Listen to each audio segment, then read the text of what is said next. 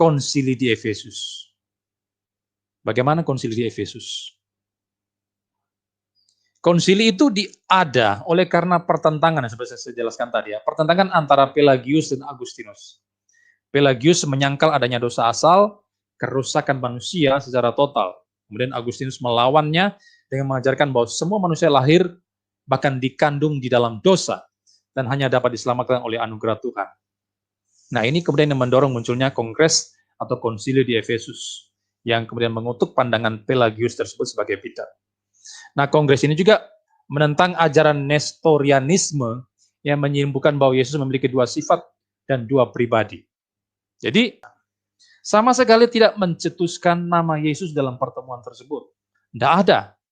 Tapi pertemuan tersebut membahas tentang keilahian Kristus atau pribadi Kristus. Bukan nama Yesus. Huruf Y-E-S-U-S. Yesus. Mungkin ada yang berpandangan namanya itu adalah Yesus. Lalu ada satu yang mengatakan, oh bukan Yesus namanya adalah Yudas. Kemudian terjadilah konsili di Efesus. Ya bukan seperti itu, Pak Egi. Nah seperti itu. Konsili tersebut bukan membahas huruf Y-E-S-U-S. Bukan membahas nama Yesus. Tapi membahas tentang pribadi Yesus. Nah itu ya. Lalu kemudian, ini kesalahan Egi yang pertama ya. Dia tidak ngerti sejarah, hanya asal ngomong saja. Lalu pertanyaan kita selanjutnya adalah, kapan nama Yesus itu mulai muncul? Kapan nama Yesus mulai muncul? Nah, kita melihatnya ke dalam Alkitab ya. Matius 1 ayat yang ke-21. Kita melihat ya. Matius pasal 1 ayat yang ke-21. Nah, teksnya di sana ya. Dikatakan bahwa ia akan melahirkan anak laki-laki dan engkau akan menamakan dia Yesus. Karena dialah yang akan menyelamatkan umatnya dari dosa mereka. Nah ini ya, Egi Sujana harus lihat Alkitab ya, jangan asal ngomong ya. Kami orang Kristen mempercayai Alkitab sebagai dasar iman kami, kepercayaan kami. Jadi segala sesuatu kami harus dasarkan pada Alkitab. Ini teksnya, Matius 1:21. Di sana dikatakan bahwa ada malaikat ya menjumpai Yusuf dalam mimpi, dan dia mengatakan bahwa engkau akan melahirkan anak laki-laki dan engkau akan menamakan dia Yesus.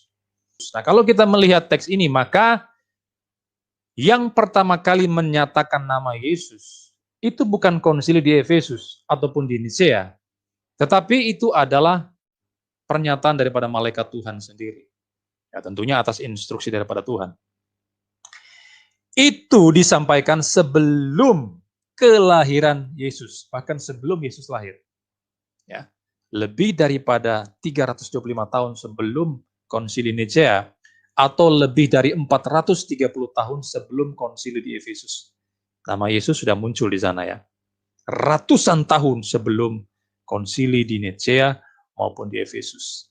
Nah kita melihat di sinilah letak kengawurannya daripada Pak Egi Sujana ya. Dia bukan saja tidak paham sejarah, ahistoris, tetapi juga dia tidak mendasari pernyataannya pada iman Kristen di dalam Alkitab.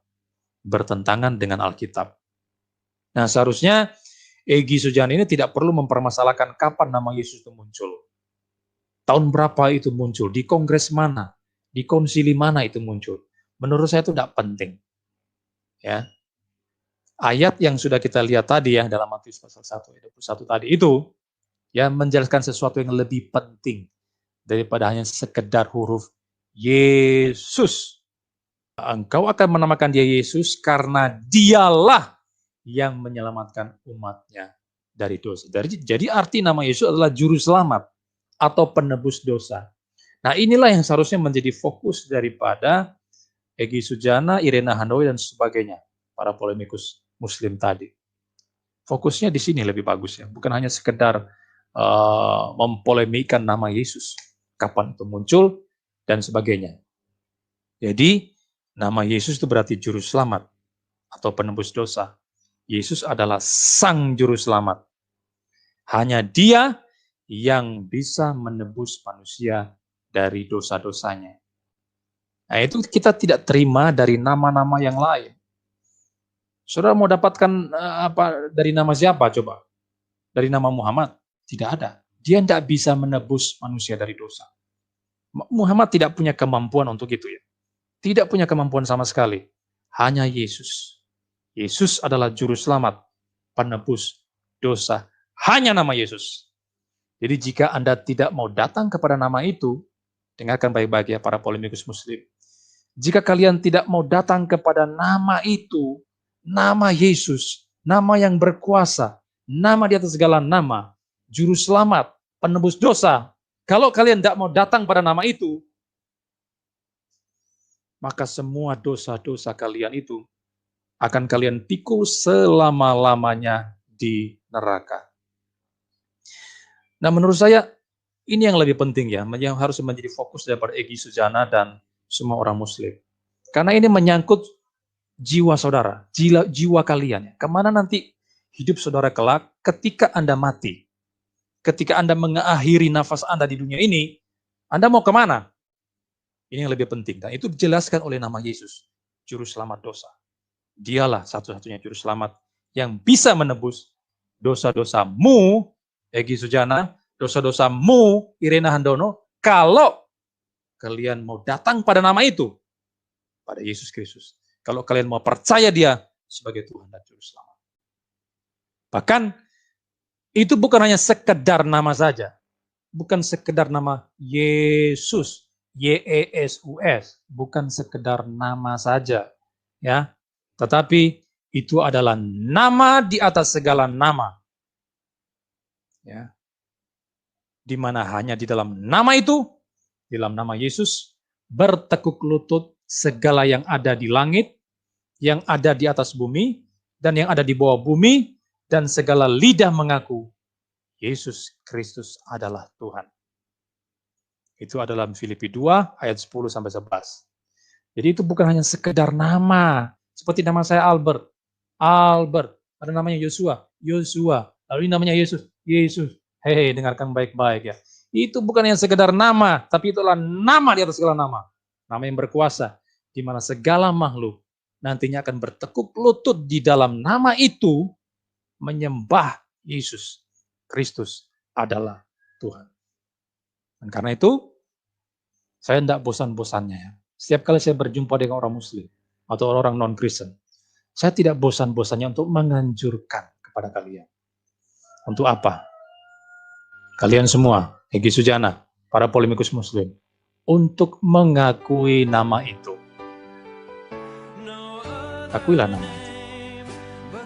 Nama yang akan membawamu ke surga yang kekal. Silakan saudara datang kepada nama itu, kalau saudara mau diselamatkan.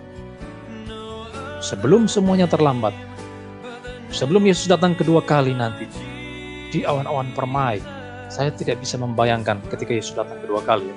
Itu merupakan sebuah sukacita bagi kami orang-orang Kristen ya. Oleh kami yang percaya kepada Kristus, adalah sebuah sukacita yang luar biasa.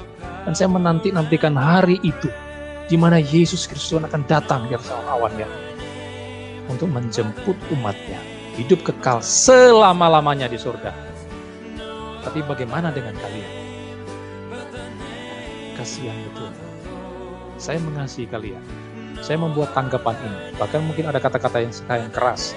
Itu bukan untuk memaki-maki kalian, tidak. Tapi saya mengasihi kalian. Saya memberikan sebuah pernyataan yang valid dari kitab suci kami yang kami percayai. Silakan kalian datang kepada nama itu sebelum semuanya terlambat, sebelum pada akhirnya nanti kalian akan dipaksa untuk mengakui nama itu, bertekuk lutut pada nama itu pada akhir zaman nanti. Pada waktu Yesus datang kedua kalinya.